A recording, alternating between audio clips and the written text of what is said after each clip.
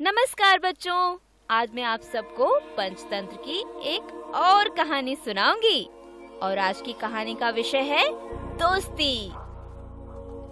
एक घने जंगल में बहुत पुराना कुआं था। उस कुएं में बहुत सारे मेंढक रहते थे।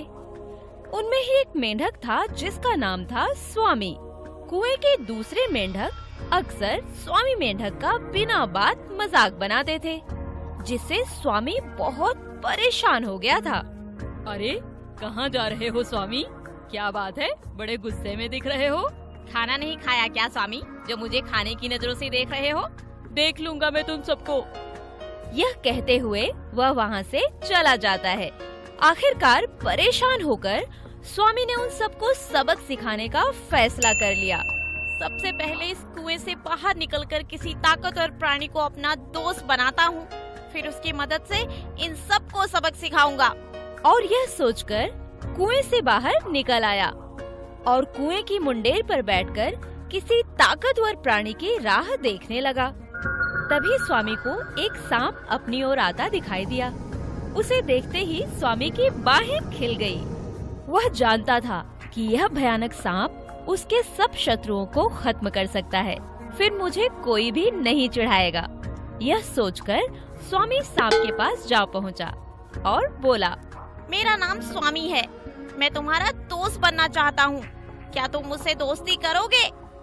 सांप फन फफकारते हुए बोलता है, क्या कहा तुमने? तुम मुझसे दोस्ती करना चाहते हो? हाँ मित्र, तुमने बिल्कुल ठीक सुना, मैं तुम्हारा दोस्त बनना चाहता हूँ। सांप आश्चर्य से बोलता है, मैंने तो अपनी जिंदगी में पहली बार यह देखा और सुना है कि एक मेंढक सांप को दोस्त बनाना चाहता है। तुम क्या जानते नहीं कि सांपों को मेंढक का स्वाद बहुत पसंद है? मुझे पता है, लेकिन फिर भी मैं तुम्हारा दोस्त बनना चाहता हूँ, क्योंकि इस दोस्ती में हम दोनों को ही फायदा होगा। स्वामी मुस्कुराते हुए बोलता है, इसमें मेरा क्या फायदा हो सकता है भला? सांप ने स्वामी से पूछा, बात यह है मित्र, जिस कुएं में मैं रहता हूँ उसमें मेरे बहुत सारे रिश्तेदार रहते हैं। मैं उनके तानों और उनकी बातों से बहुत परेशान हूँ। उनकी वजह से मेरा जीना नर्क बन गया है। तो इसमें मैं क्या कर सकता हूँ? मैं तुम्हें उस कुएं में ले चलूंगा। तुम मेरे बदमाश रिश्तेदारों को अपना भोजन बना लेना। इस तरह से तुम्हें स्वादिष्ट भोजन मिलेगा और मेरे दुश्मन भी खत्म हो जाएंगे।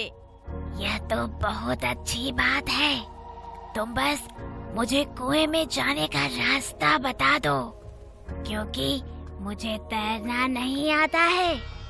फिर बस मैं तुम्हारे सारे दुश्मनों की छुट्टी कर दूंगा। ठीक है मित्र, मैं तुम्हें कुएं में जाने का रास्ता बता दूंगा, जिससे तुम आसानी से कुएं में घुस सकोगे।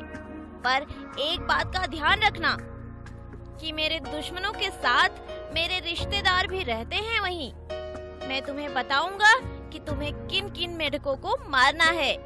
सांप मन ही मन सोचकर बोल रहा है, बच्चू, तो मुझे एक बार उस कुएं में लेकर तो चल, फिर तो मैं सभी मेंढकों को चुन चुन कर खाऊंगा। फिर स्वामी उस भयानक सांप को कुएं के पास लेकर गया और सांप को वह रास्ता बता दिया जिससे सांप बड़ी आसानी से कुएं के भीतर पहुंच सकता था। दूसरे दिन स्वामी सांप को लेकर कुएं के अंदर पहुंचा। इतने भयानक सांप को देखकर स्वामी के विरोधी मेंढकों का दिल दहल गया। उन्हें अपनी मौत सामने दिखाई दे रही थी। स्वामी इशारा कर करके सांप को अपने शत्रुओं के बारे में बता रहा था। अब वह रोज 2-3 मेंढकों को खाकर अपना शिकार बनाता था। सांप ने स्वामी के सारे शत्रुओं को अपना भोजन बना लिया था। अब उसके मुंह में मेंढकों का स्वाद आ गया था। सांप ने स्वामी के पीठ पीछे से उसके रिश्तेदारों को भी खाना शुरू कर दिया था। मित्र, यह तुम क्या कर रहे हो? तुम मेरे रिश्तेदारों को भी खा रहे हो। मैं तुम्हें सिर्फ अपने शत्रुओं को खाने के लिए कहा था, ना कि मेरे संबंधियों को। मेरे प्यारे दोस्त, तुम्हारे कहे अनुसार मैंने सारे कुएं के मेंढकों को खा लिया है।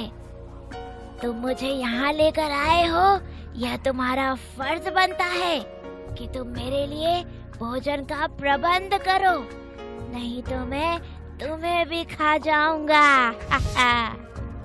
स्वामी समझ गया था कि उसका जीवन खतरे में है, परंतु वह बुद्धिमान था। उसने जल्दी ही अपनी जान बचाने की योजना बना ली। वह सांप से बोला, ठीक है दोस्त, मैं तुम्हारे लिए और भी भोजन लेकर आऊंगा, लेकिन उसके लिए मुझे इस कुएं से बाहर जाना पड़ेगा। क्यों? तुम तो जानते हो ना मित्र, इस कुएं के सारे मेंढक खत्म हो गए हैं। मैं किसी दूसरे कुएं में जाकर वहाँ के मेंढकों से दोस्ती बनाऊंगा और उन्हें बहला फुसलाकर यहाँ लेकर आऊंगा। और यदि तुम वापस लौट कर ना आए तो मैं तुम्हें कहाँ ढूंढता फिरूंगा। ऐसा करता हूँ, मैं भी तुम्हारे साथ चलता हूँ।